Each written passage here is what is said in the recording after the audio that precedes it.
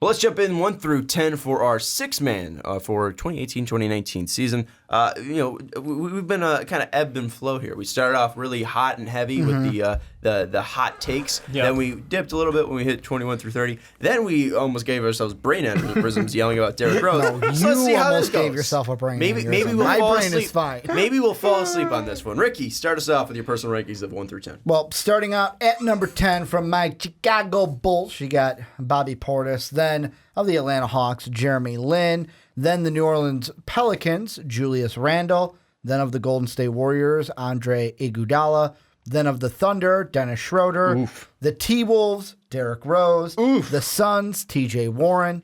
The Rockets, Aaron Gordon. The Pacers, Eric Gordon. Big difference. And then different players. The 9 Pacers, inches in. Tyreek Evans. And then number 1, my most controversial, of the Lakers, Rajon Rondo. No, not most controversial. No? Not at all. No. Someone would say Derrick Rose was 5, dude. I don't know. Derrick Rose. Most controversial. Not even close. I don't think so. We're not going to fight like we did about Rajon Rondo. Bobby I'm literally Portis getting at 10 is controversial as well. But No, okay. I put him at it's 11. not. You're just wrong. Bobby Portis was 6 on Dave's. Dave, give us your top 10. My top 10. Do you know what controversial means? Well, I mean, anything I say is controversial. It's not wrong. Give us your top 10, Dave. At number 10, I've got Chandra Livendala, the living embodiment of Sean Livingston and Andre Iguodala, for those who are joining us recently. Number 9, I have TJ Warren. Number 8, I have Markelle Fultz. Number 7, I have Jeremy Lin. 6, Bobby Portis. 5, Isaiah Thomas. 4, Rajon Rondo. 3, Julius Randle. 2, Eric Gordon. 1, Reek. Now we've been talking about T-shirt ideas. What we should do is have a golden. We should make a Golden State Warriors like a jersey, and then put Livendala on the back. I'm in Can for we it. get done? Can we get copyrighted for that? No, because I'm literally the person who invented it. So We'll screw up the logo or whatever. What's Livendala's? Look up the numbers. Here's top 10 for me. Starting at 10, Marcus Smart of the Boston Celtics. At number 9, Patty Mills of the San Antonio Spurs. 8, Rajon Rondo of the Los Angeles Lakers. 7, Jeremy Lin of the Atlanta Hawks. 6, Isaiah Thomas of the Denver Nuggets. 5, T.J. Warren of the Phoenix Suns. 4, Serge Ibaka of the Toronto Raptors. 3, Tyreek Evans of the Indiana Pacers. 2, Julius Randle now of the New Orleans Pelicans. And number 1, Eric Gordon of the Houston Rockets, which gives us a top 10. I don't know how this guy got in here because he was not what. Andre Iguodala is 9. Sean Livingston is 34. Just wanted to tell you that. 9:34. We'll figure it out. I'll figure out the number. And I don't know how this guy snuck in. The only person that put him in his top 10 was Dave. But at number 10 of the Philadelphia 76ers, Markelle Fultz. It's for you, Jake. At 9, Serge Ibaka of the Toronto Raptors. 8, Bobby Portis of the Chicago Bulls. At 7, Isaiah Thomas of the Denver Nuggets. At 6, Jeremy Lin of the Atlanta Hawks. 5, T.J. Warren of the Phoenix Suns. 4, Rajon Rondo of the Los Angeles Lakers. 3, Julius Randle of the New Orleans Pelicans. 2, Eric Gordon of the Houston Rockets. And number 1, Tyreek Evans of the Indiana Pacers. Evans and Gordon were tied, but Jake broke the tie for us. So that means Reek is our number 1 6-man. Also, shout out TJ Warren. A lot of Suns fans were upset that he wasn't a starter for us. We made the choice. If you're upset with it, he's here. He's 5. Well, I mean, and even like at the beginning of the year, I'm not throwing him under the bus by saying this. We even asked Z, and Z was like, yeah, they're probably going to, at the time, start Trevor Ariza at the 4, and TJ Warren will be the 6-man. We also had him as 6-man last year, and he was a starter for the whole year. So, also, Markelle Fultz snuck in because you had Sean J. Livendala lower. If you would add him like 2 spots higher, he would have been 10. I'll take Markelle Fultz. Let's talk about it. Markelle Fultz really didn't play a full year last year. Played a couple games. I think it was overall at the beginning, 6. couple at the end. No, it was like 8. No, he had more overall. I don't know. And then he didn't play in the playoffs at all. Maybe outside of like a minute or something. But Fultz was the youngest player in NBA history. I know Jake will be upset if I don't mention it. To drop a triple-double in a NBA game. 14 games for Markelle Fultz. Obviously, the shot has been a big worry of him. He started off the season, was injured, and then took a time off from basketball, then came back. Some people might say I'm hypocritical because of calling out Derrick Rose for the same reason, but he wasn't a number 1 pick a year ago, and there's a ton of potential with Markelle Fultz. It hasn't been tapped into, and also Markelle Fultz is 19 years old, 20 years old, I think now. Derrick Rose is 30, so there's a 10-year age difference between these kids, and Markelle Fultz is on a playoff team for sure in Philadelphia, where Minnesota is an iffy one. What are your thoughts on Markelle Fultz, Dave? You had him the highest. I had him highest. I'm drinking the Kool-Aid. I am hoping that Drew can fix his shot this offseason. I think he just psyched himself out too much going into the season. He did a lot of weightlifting during his pre-rookie, like post-draft and preseason time. Like, he bulked up considerably from where he was in college, which was kind of weird. And then obviously the shoulder injury.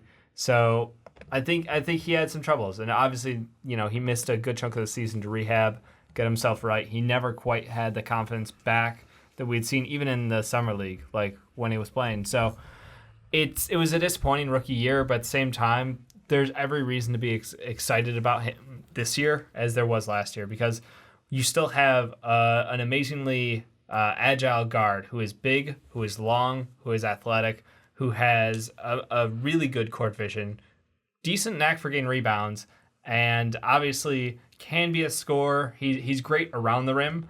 I'm waiting to see that game continue to work back as he looks to get his shot back this year. No, for me, I originally had him at 10 and switched him with Bobby Portis last minute. And the reason why is, you mentioned this with Derrick Rose. I'm going to mention it with Markelle Fultz. I need to see consistency. I need to see you consistently be going out there and showing us why the 76ers drafted you so highly. I mean, you put him at 10 then? I put him at 11. 11. I had him at 10. I switched him with Bobby Portis. Here's the thing. And that's the reason. Like, I put him at 11 because I'm kind of in the middle where, yes, I want to see more consistency, so that's why he's not in the top 10. Yeah. But I have him at 11 because I want to buy into what he can be and why the 76ers drafted him where they did. That's why I have an 11 where I know what he can be and want him to be that, but he hasn't shown it to me. I don't think anyone's going to argue consistency for him at all. I don't think anyone's going to argue the fact that he needs to show us why he was picked number one. He needs to show us how he can play basketball. He needs to show a shot. He needs to show consistent defense. He needs to show his ability to drive. Again, we are buying into hype here. Because at this Markelle point, Fultz has not proven anything to anyone yet. He was a number one pick. It doesn't mean anything unless you go out there and do something with it. Well, it depends. How does he want to be mentioned? The number one pick that, yes, the 76ers made the right move, or be one of those players where it's like, God, he was a bust. Like, which way do you want to go? I'm not saying he will be, but if it's...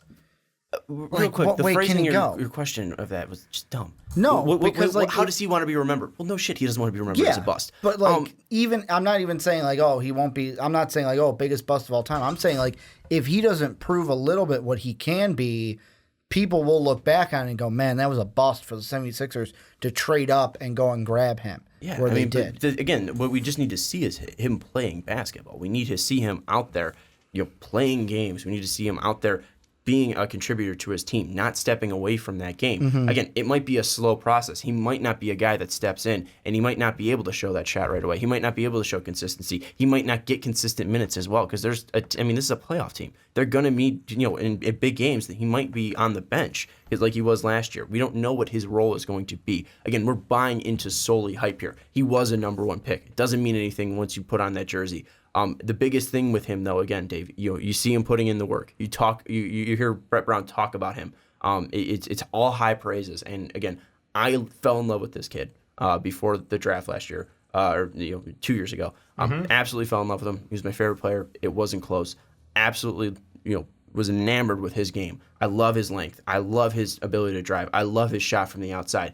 I just need to see that back. And even if it's in spurts, even if it's every now and then, I will be justified in putting him at 10 because those spurts can be absolutely incredible. And, you look back through his Instagram, his first post that he has up there, November 20th, 2015, it's a quote, it says, "Start unknown, finish unforgettable." And it's one thing where last year he was kind of an unknown. He's an unknown right now. We don't know what this kid is, but he can be absolutely incredible. He can be the piece that takes Philly to the NBA championship in a couple years and wins them this final. When the Warrior dynasty is done, the Philly dynasty, the process might be completed because of this kid. We said it after they drafted him, and it's not gone after one season. No. It's not gone after one failure of a season. After 14 games, it's not dead in the water. This kid still has potential. I'm still buying into the hype. I still love him. And this is something where, he's 12th right now on my list, and he's 10th overall. I think there's so much for him to climb. He's probably not even going to be on the list next year, most likely, because You have a kid with this talent, he's most likely going to be a starter. JJ might be moved to the bench. This kid has talent. This kid has potential. If we're wrong, we're wrong. But this is a guy like Derrick Rose. I will root for him to succeed because he just seems like a good kid that, again, he just has a lot going on in his head. He just needs to clear his mind. I'm rooting for him. I think it's nothing where he's a bad guy. He seems like a good kid. He's young. Hopefully he can take all that, push that potential out, and be a great basketball player because I truly think he can be. I absolutely agree. And I think the funniest thing to me is the amount of, I'll say, hate that goes on in social media around him because obviously he struggled, and I know there's a pretty big rivalry between Celtics fans and 76er fans on who can be more louder about their rookies or young players in general and their futures. Like, it's fair, but like I look at him and I go, worst case scenario, if last year is a sign of things to come for his future, he's a slightly worse Ben Simmons. Like, cool. I'm okay with that. I can live with that as my I mean, yes, as a number one player, you want him to be better, but like, still, he's a big guard with excellent passing skills, excellent rebounding skills, excellent finishing skills at the net. Like, yes, you want him to get the shot, but like worst case scenario, and I don't believe that will happen, but worst case scenario could be a worse Ben Simmons. And I think the one thing too is, even though he could be a worse Ben Simmons floor, I still think his ceiling might be the best player on this team, or maybe, one of the most important players on this team. Because yes, Ben Simmons is obviously that guy, the floor general. He's going to be dishing out assists. He's going to be one of the best defenders on that team as well. But Fultz, last year, what we saw, the best part of his game last year was his defense. Yeah. And that's going to be bolstered by having Embiid, by having Ben Simmons.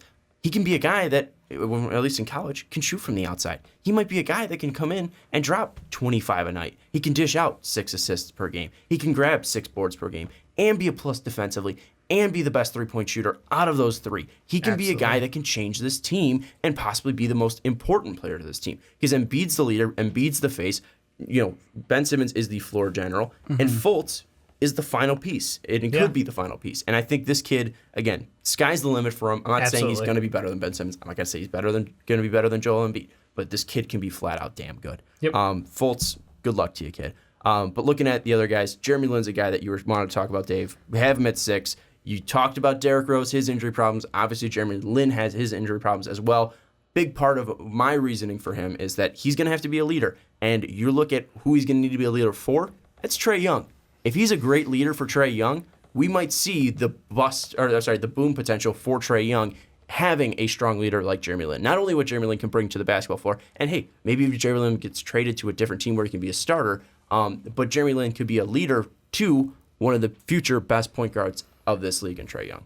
I don't disagree with you. I love Jeremy Lin. I got upset because, if you want to throw shot for shot about injuries, he's one of the most snake-bitten guys that I know. And it was honestly like, I remember last year talking about this. It was so sad watching that opening game and watching him go down, and we knew. Well, I texted you. I mean, I was watching. I was like, I know, terrible. But it's like I saw it happen. I'm like, I gotta text Dave. He needs consolement. I'm not saying I cried, but like I was on the verge of like it was sad. Because I talked him up. I'm like, he can totally lead this team. Like, he's been a great mentor for D'Angelo. Like, he's the guy with his head on his shoulders. He's a smart guy, and he knows what he can do. And I look at him, and I go, I've got him high. You've got him high. We've all got him high. And I don't want him to be hurt again. But, like, that's going to be my fear every season is, like, can he get through a season without hurting himself? Can he get through a season without, like, the worst luck ever happening? He's a good player. He's not a great player. He can't carry a franchise. That's clear. But what he can do is be hopefully a teacher. But I still think he can contribute like 12-4 off the bench. And I mean, I think that's going to be his role, and I hope that he gets there healthy. Well, and you mentioned the 12-4 thing. Again, I know obviously he's only played 115 games in the past 3 years, but his averages over that year, 12.7 points per game, 3.7 assists, 3.4 rebounds per game, pretty much a steal per game, and also 42% from the field, 35% from 3, and 81 from the line. I mean, he is a guy that's going to be efficient, unlike D Rose. He's going to be a guy that is going to be a better ball handler, a better distributor than D Rose, and also he isn't as a great a scorer as D Rose, but he's still pretty capable. Yeah. And he's a guy that, again, with that leadership, I think puts him over the edge of a guy like D Rose. I think it's the experience. I don't know about leadership's a questionable word for him because I don't know that I've seen him go leadership, but he's got experience. He's been the most popular man in the world at one point in his career. Well, Linsanity. I would argue that was the biggest thing in the world of NBA. Also, he was in the face of a shoe brand. D Rose is more popular worldwide, and D Rose is an MVP. At one point in time, the most popular name in basketball was Jeremy Lin. That's all I'm saying. Like he has that experience. The argument that D Rose he's was had too. a high. I'm not saying he's not. Jeremy Lin was more global. I'm not arguing points. I'm just saying leadership wise. Like the first thing I think is just experience. He can talk about going from the most popular man in basketball for a short period of time in the biggest media market, and then going through the tribulations of dealing with angry veterans who, are pissed at you, going through injuries, going from this to that. Like, he's been traded. He's been picked up in free agency. He's gone team to team to team. Like, he is a journeyman. And there's something to be said about that experience, that cool, that calm collective that he has, and the life experience that he can kind of share with a kid. And Trae Young, who is coming to the league where he came out of nowhere, not out of nowhere, but he literally was, like, on fire, top of the college world. And then all of a sudden you watch the game adapt to him, what happened to his team, and the fact that he couldn't count on anyone. Like, I think there's a lot that he can work with him on and really help his development, even just from a mental strength standpoint. And with Jalen, too, some people might say, well, he's been on 3 teams now over the past 4 years or whatever. Yeah. But also, he went to Charlotte after, his bad times in Los Angeles and Houston, not fully the fault of his own. But then you look at the Charlotte times, he was fantastic. Contract was up, then went to Brooklyn, got a big contract, and then Brooklyn's like, well, we can't pay you coming off this injury, so they moved him. I don't think it's anything like a Dwight Howard situation. I think that he does have a leadership ability into him. Ricky, you want to talk about Bobby Portis now? No, I mean, with Bobby Portis, the Bulls were an interesting one for me because there were, to me, 3 guys you could have put here for the Bulls. The first one I was thinking right away was, we didn't put Rolo at the 5, because he's a snooze fest. Exactly. But it's like, I know Wendell Carter Jr. is easier to talk about and more fun to talk about, but it's like, he's going to be starting. He's the 5. But then it's like, or do you go with Justin Holiday, who averages the most minutes, but like certified you said, Dave, chucker. He was given the green light to just chuck it. And then there's Bobby Portis, where it's like, he's not bad. He contributes to this team, and he is really good off the bench. And there was at one point where I thought he was going to do so well that we were going to trade him this offseason. Like, all of my mock drafts had him being traded to the Grizzlies in some way. And I mean, with Bobby Portis, it's what can he bring off the bench? And is it like, where's the balance of between offense to defense with Bobby? Well, and it's funny too, because one of the guys I watch on YouTube, and he's a great guy. And don't get in his way because he'll punch you. Yeah, is Funky Diabetic, and he jokingly tweeted, but also at the time that it was popping off, felt true, was that if only Bobby Portis and Nikola Mirotic could solve their differences, they could have led the Bulls to a title. Yeah. And those guys were red hot when Nico first came back, and it was impressive to see. Bobby's a guy, though, it's just like, again, what's the full thing? What's the true presence he brings to this team? Because is Bobby Portis going to be a guy that helps them win games and wins games enough where it's calculable? And also, how many games is this team going to be a playoff team? Because you have a great bench guy in Bobby Portis and possibly a Wendell Carter Jr., a Rolo, or a Justin Holiday. I mean, Dave, what are we seeing in Bobby Portis? Why did you have him at 6 and ranked him the highest out of all of us? He was just a monster off the bench. He would take over games against second units because his level of energy off the bench was pretty much unmatched. He was aggressive in the low post and an aggressive 1-2 punch, whatever you want to say. But like he gave a shit, and I think that was the biggest thing because that Bulls team had very low expectations last year. We were a team that had basically been like, well, we'll see what we get with guys off injuries, and we started the year like 3-20 pretty much. Like, it was not a thrilling time to be a Bulls fan. It was still very much questions about everything, but he was the one constant. And then as soon as, like you said, when Nico came back, we got to watch them basically go from one dominating to the other dominating with very little downtime between. He's just an aggressive player in the low post who I think made a very compelling case for 6th man of the year because what he brought to that team was a sense of legitimacy, was a sense that we're still in games that we have no right to be in. We consistently see that 6-man complement lineups and complement certain players that they're out there with. Yeah. Being Bulls fans yourselves, which lineups do you think that Bobby Portis will fit in? Will it be ones with Markkanen? Will it be ones with Levine? Will it be ones with Jabari Parker?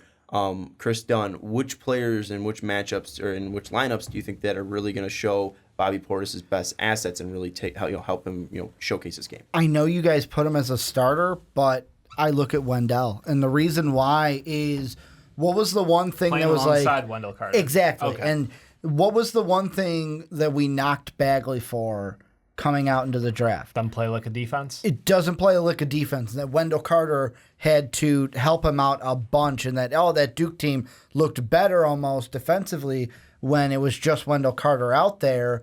I feel like Wendell Carter's a guy because I'm expecting Wendell to be with the second unit to start, although we did put him in our starting rankings to where with Bobby, yes, he can play some defense, but he's not the most ferocious defensive player. 1.9 DBPM. But I mean, like with Wendell, maybe then it's like, okay, not all of the defensive responsibility is on Bobby, where Wendell can be more of that defensive guy.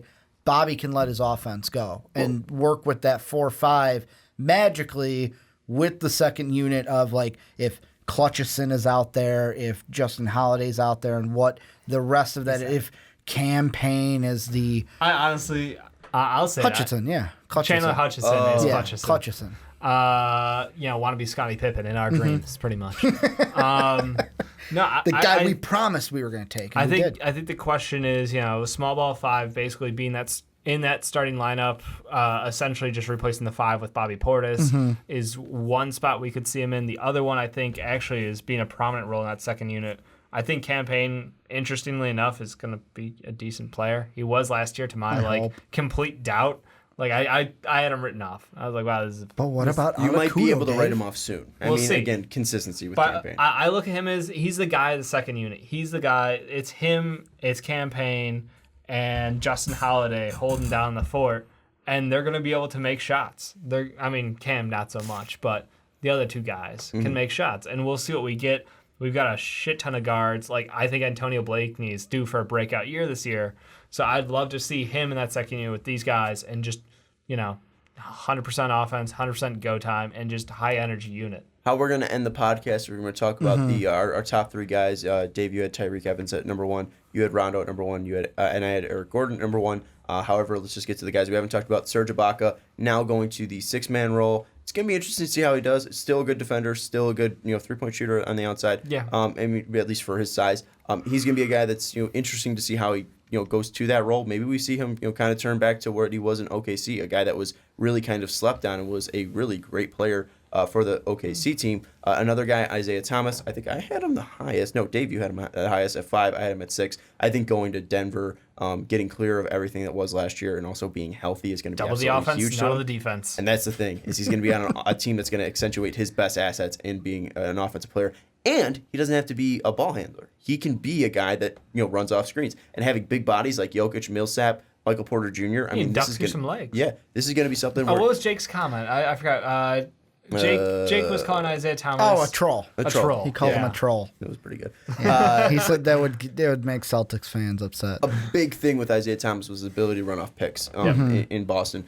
This is hopefully they'll be able to work that into this Denver team. I think he's going to be really good in Denver. I think he's going to be able to use his best assets and help that team That's the out. thing is. But these won't be Brad Stevens drawn up picks. That might be the big thing. Yeah, my concern is just if his hip ain't right. Like I'm gun shy on him. Like I don't think he's in the clear yet. The fact that he had to go back and have it cleaned out again, the fact that I see that could happen again and again, it really is concerning because he's all about his speed. He is amazing, running to the lane and running behind guys, getting off screens. But like, if the hip's not right, you can't last. And that's why I had him outside the top 10. That's fair. And again, some people are going to be crap because again, Isaiah Thomas, D Rose, both guys injured, but also Isaiah Thomas has had one major injury where D Rose has had several major injuries. Yeah.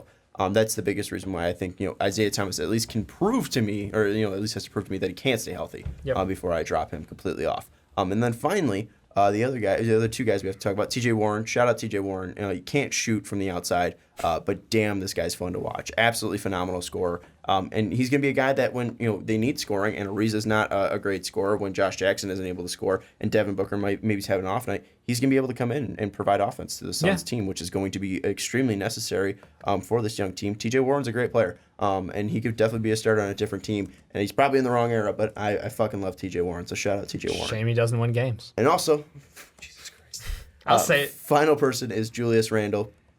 Ends up being at 3, even though he didn't get a number 1 vote. I put him at 2. Ricky, you put him at 8. But the biggest news here is that Dave Oster put him at 3, above Rajon Rondo, Who I after love. 3 years of me talking up and hyping up Dave to Julius Randle. You came around. He's a good player. Look, I know. Look, the problem for me is like situationally, he couldn't have asked for a better team to go to. He gets to play alongside Anthony Davis and some amazing shooters on the outside, a la Drew Holiday, Nico. Like, this is a great fit for him, and I think that's the biggest thing. I saw what he was able to do last year when given the chance, because honestly, that Lakers team was hilarious to watch. Like, the ebb and flow of their season, going from like, we know what we're doing, we don't know what we're doing, we definitely don't know what we're doing, oh God, what are we doing? Into like, okay, we've got an anchor that is Julius Randle that we can kind of work around. And I get it. He's a good undersized big who has decent athleticism, who can go out and guard guys a little bit, but he got wee little arms. But outside of that, he's a good player. And he gets to play with big men like Anthony Davis Like and Ja. Real big man. And Ja. And Ja's Emeka a small Okafor. forward now. Mm-hmm. Remember, Ja's small forward dream. Well, the thing I was going to mention is I know that most of this is because Dave's.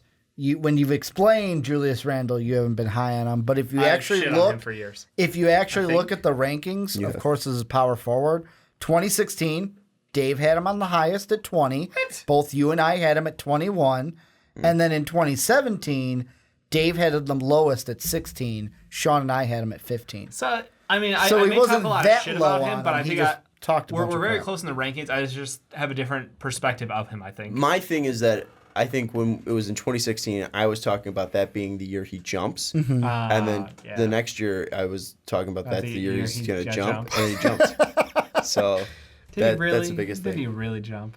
He jumped. He doesn't have much hops. It's kind of like, hey, the world's going to end. This is going I to be didn't the know where you year. were going And with then- that. Don't go very high. But I'm talking like you look at the power forwards now. If he'd probably be higher than 15, he's probably better than Dirk. He is He's better, better than Dirk. So there we He's go. better than Dirk. And then finally, we'll get to the important stuff, and that is defending our number 1 picks. And we will go to Dave first. You have the number 1 guy. You have Tyreek Evans, the guy that Jake decided to be the number 1 player. Defend his ranking. He was phenomenal last year. He was like back to rookie Tyreek Evans levels of good on a team that did not deserve to have him. Like, they play like straight up G Leaguers alongside him, like Marc Gasol plus a bunch of bums equals that Grizzlies team.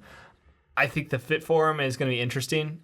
Secondary ball handler next to Vic is necessary. Obviously, Darren Collison, Ricky thought was a top 10 point guard. Good shoot from the outside, but like not necessarily the guy you want with the ball in his hands at all times when Vic doesn't have it. So I think he's just right now the most talented guy available. I put him over Eric Gordon, and I love Eric Gordon. The thing is, Eric has a great shot, but I think Chris Paul's addition and the way James Harden's changed in the 1 year after seeing that, I know where his role is, and I know it's gone down another notch. And with Carmelo coming in, I see And more Brandon offense. Knight. I see more offense going away from Eric Gordon, and them asking more of him defensively in non-nice matchups. So that's why I'm like, look, Tyreek Evans is going to go to Indy. He's going to be the leader of that second unit, who I like. I like what they're doing.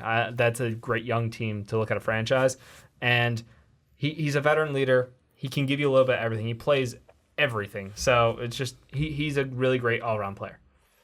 Defend your pick, Ricky. For me, Defend the Rondo honor. yeah, my Rondo at number 1 to me, I feel like he is going to be the most valuable 6-man to his team this year. And it's not just because of his play on the court and what he brings, but because he's going to have the job of coaching up Lonzo Ball, kind of making sure that Lonzo's not soft and that he brings along Rondo, kind of like what Rondo was to a young Bulls team. And we talked about the dysfunction earlier with that when you mentioned D Rose getting kicked out of town. And Rajon Rondo will be the most important person to the Lakers this year, in my opinion. And for me, and this goes into why I had Andre Iguodala where I did, in the playoffs, that is where his play on the court is going to be the most valuable. And one of him and Lance Stevenson, I would say, are going to pay dividends in the playoffs, and why my hot take at the beginning of the podcast will come true with the Lakers going to the Western Conference Finals. You think Rondo's going to be more important to the Lakers than LeBron James? Well, LeBron, duh. But I mean, like, besides you LeBron. said he's going to be the most important player. No, I mean, like, the most value. Like, LeBron makes the team go, but Rajon Rondo is going to be that extra piece. There's a reason why LeBron wanted Rondo.